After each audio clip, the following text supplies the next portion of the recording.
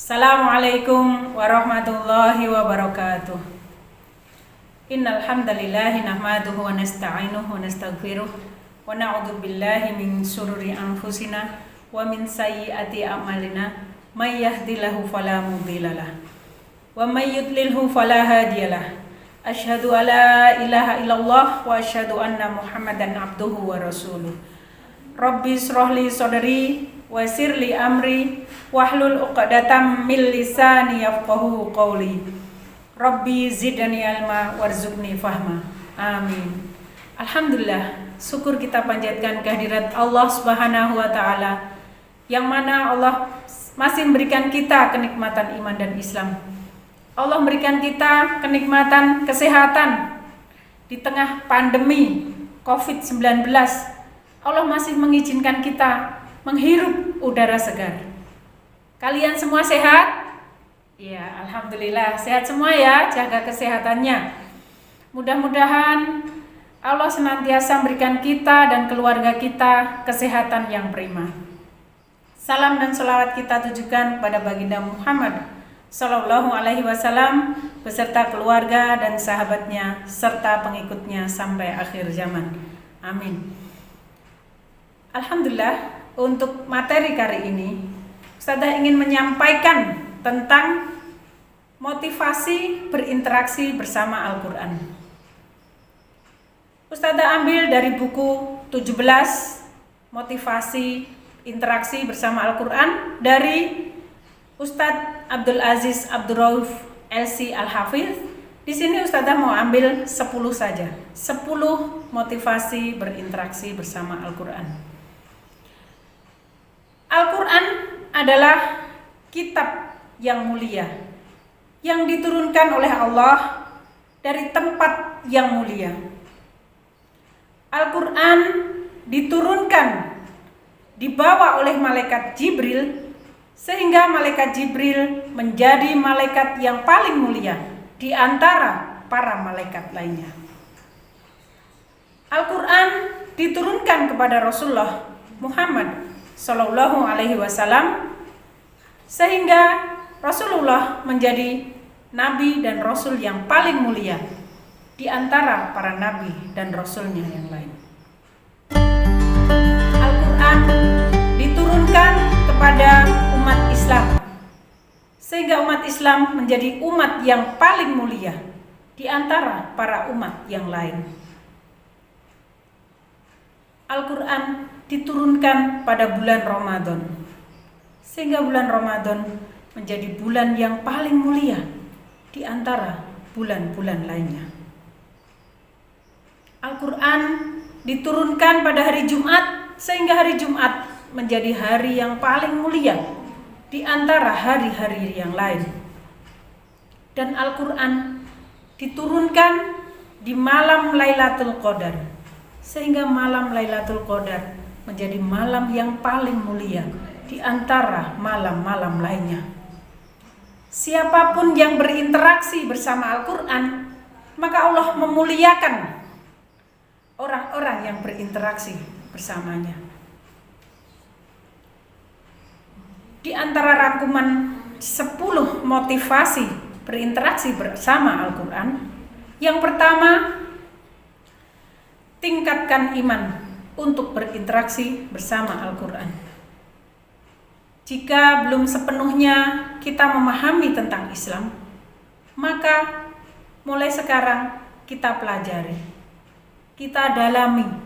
Sesungguhnya Allah menciptakan kita itu untuk beribadah padanya, pada Allah. Perbanyak baca Al-Quran, baca terjemahannya, tadaburi dan rasakan betul kenikmatan berlama-lama bersama Al-Quran. Yang kedua, belajar dari mukmin yang tinggi semangat jihadnya. Sesekali jalan-jalanlah di sekitar kita, di sekeliling kita. Lihatlah betapa banyak anak-anak yatim, betapa banyak para penghafal Quran, anak-anaknya, yang mereka menghafal Al-Quran, Lihatlah bagaimana semangat mereka bangun dini hari, menghafalkan Al-Quran, sholat qiyamul lail, sholat subuh berjamaah. Serasa tiada lelah mereka berinteraksi bersama Al-Quran. Lihatlah juga para orang tua yang mereka sedang menghafal Al-Quran. Usia 60 tahun, 70 tahun, mereka hafal 30 juz Al-Quran. Tidak ada kata bahwa usia saya sudah tua, saya nggak bisa menghafal Quran. Tidak bisa hafid Quran. Selagi ada semangat, insya Allah kita bisa. Karena sungguhnya Allah menciptakan Al-Quran itu mudah dipelajari dan mudah dihafal. Tinggal kita mau atau tidak dalam mempelajari dan menghafal Al-Quran. Serta lihatlah para difabel, anak-anak berkebutuhan khusus, yang mereka dengan segala keterbatasannya, mereka menghafal Al-Quran. Dan banyak ya, bisa kita saksikan di YouTube, Fajar. Mereka selesai 30 juz. Dan kemudian lihatlah diri kita. Allah berikan kita fisik yang sempurna. Allah berikan kita kecerdasan, kemampuan membaca Al-Quran. Maka sekaranglah saatnya. Saat kondisi pandemi, saat kondisi kematian begitu dekat dengan kita, kembalilah untuk berinteraksi bersama Al-Quran, membaca Al-Quran, mentadaburi dan menghafalkannya. Yang ketiga, menjawab dengan segera was-was setan ketika kita berinteraksi dengan Al-Quran. Ada kalanya rasa malas itu datang, bosan, capek saat membaca Al-Quran. Bagaimana caranya? Kita menjawab dengan segera, lawan, satu kata lawan. Ketika kemalasan itu datang, lawan. Pegang Quran, baca. Walaupun 1 halaman, 1-2 halaman, 1-2 juz. Dan paksakan kita berlama-lama bersama Al-Quran. Untuk selanjutnya, yang keempat, ya, siap bekerja keras. Siap bekerja keras, bermujahadah, kemudian berlatih dengan ekstrim saat berinteraksi bersama Al-Quran. Kalau perlu, khatam sepekan. Sepekan itu berarti 1 hari 5,5 juz. Kalau para ulama pada bulan Ramadan mereka bisa menghatamkan 1 hari 2 kali khatam. Sehingga 30 hari mereka bisa 60 kali khatam. Minimal misalnya kita 1 hari 1 juz itu sudah bagus. One day 1 juz. Kalau target di sekolah 4 halaman ya. Maka kita bisa perbaiki. Di rumah waktunya longgar, silahkan banyak-banyak membaca Al-Quran. Dan kurangi aktivitas yang tidak bermanfaat. Misalnya sekarang banyak yang suka rebahan, ya, mager istilahnya. Boleh pegang HP tapi sebentar, dibatasi waktunya, tidak berlama-lama. Yang kelima, mendambakan Al-Quran sebagai kenikmatan seperti kita mendamba harta. Setiap manusia yang normal pasti suka akan harta, suka duit istilahnya. Punya rumah bagus, mobil, uang banyak, bisa jajan. Itu sesuatu yang kita dambakan, sesuatu yang membahagiakan buat kita. Sebagaimana kita mendambakan harta, begitu juga kita mendambakan Al-Quran. Ada sebuah kerinduan ketika 1 hari kita tidak bersama Al-Quran.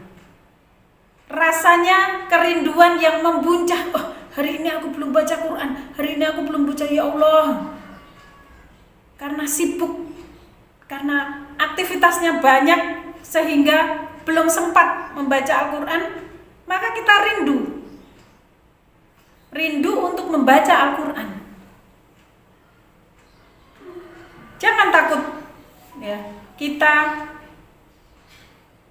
tidak dapat atau tidak jangan takut terhadap masa depan.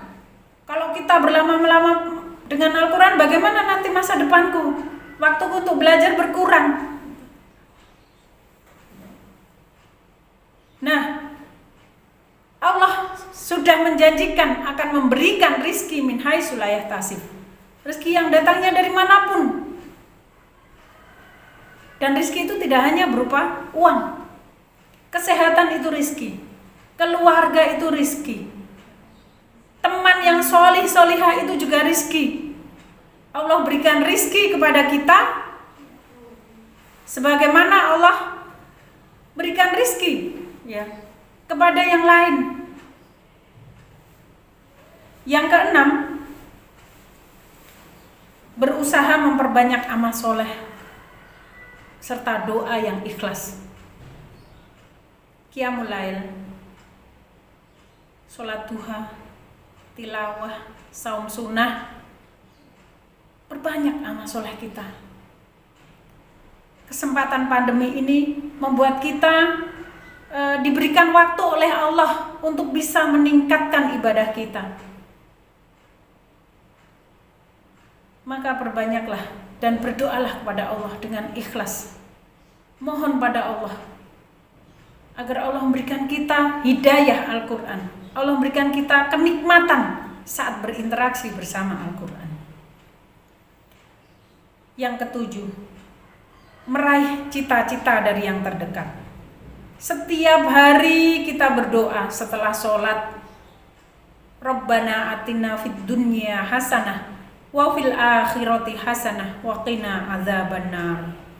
Ya Tuhan kami, berilah kami kebaikan di dunia dan kebaikan di akhirat, dan peliharalah kami dari siksa api neraka. Surat Al-Baqarah.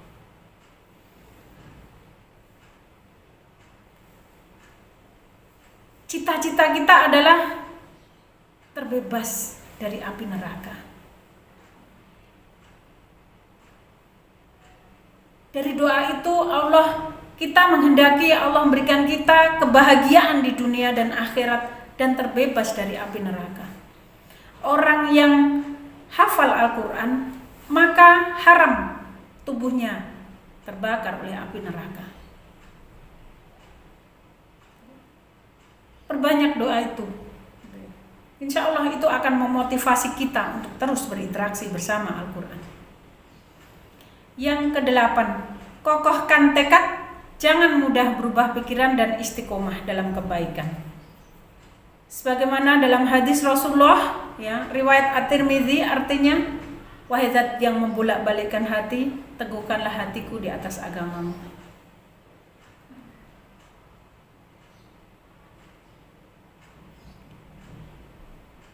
Untuk selanjutnya, yang kesembilan, berbahagia jika kita bersama dengan orang-orang yang sedikit. Sesungguhnya orang-orang yang berinteraksi bersama Al-Quran itu adalah orang-orang pilihan Allah. Betapa banyak Allah menciptakan manusia, dan Allah memilih di antara sekian ciptaannya, manusia ciptaannya, dipilih mereka yang beragama Islam. Dan di antara sekian banyak umat Islam, Allah memilih mereka bisa membaca Al-Quran. Dan di antara orang-orang yang bisa membaca Al-Quran, Allah memilih mereka yang menghafal Al-Quran. Maka bersyukurlah, walaupun sedikit kita dipilih oleh Allah untuk senantiasa membaca dan menghafal Al-Quran. Kalian anak-anakku yang soleh dan solihah, dipilih Allah untuk sekolah di SMP IT Az-Zahra Di situ ada pelajaran tahfidz, ya, menghafal Al-Quran, diminta untuk membaca, untuk menghafal, untuk setoran hafalan, maka bersyukurlah kalian adalah orang-orang yang dipilih oleh Allah. Dan berbahagialah kalian. Karena apa? Karena hanya sedikit orang-orang pilihan Allah. Dan pertahankan itu. Yang terakhir, ke-10, merayu diri agar mencintai Al-Quran. Dalam surat Al-Fajr, A'udzu billahi minasyaitonir rajim. Bismillahirrahmanirrahim. Ya ayyatuhan nafsul mutmainnah, irji'i ila rabbiki radiyatan mardiyah, fadkhuli fi ibadi wadakhuli jannati. Wahai jiwa yang tenang, kembalilah kepada Tuhanmu dengan hati yang puas lagi diridhoinya. Maka masuklah ke dalam jamaah hamba-hambaku, masuklah ke dalam surgaku. Rayulah dirimu, sesungguhnya jiwa ini membutuhkan makanan, sebagaimana fisik kita butuh makanan, serta otak kita butuh makanan. 3 bagian tubuh manusia, jasad, otak, dan ruh, itu mereka masing-masing butuhkan makanan. Makanan bagi jasad adalah makanan yang sehari-hari kita makan, nasi, buah-buahan, sayur. Sementara otak membutuhkan makanan, yaitu ilmu. Dan ruhiyah membutuhkan makanan, yaitu ibadah. Termasuk diantaranya membaca Al-Quran. Maka bacalah Al-Quran. Mudah-mudahan Allah berikan kita istiqomah untuk senantiasa berinteraksi bersama Al-Quran. Demikian yang bisa Ustazah sampaikan. Kurang lebihnya Ustazah minta maaf. Jika ada kebenaran datangnya dari Allah, dan jika ada kekurangan datangnya dari Ustazah. Wabillahi taufiq wal hidayah. Assalamualaikum warahmatullahi wabarakatuh.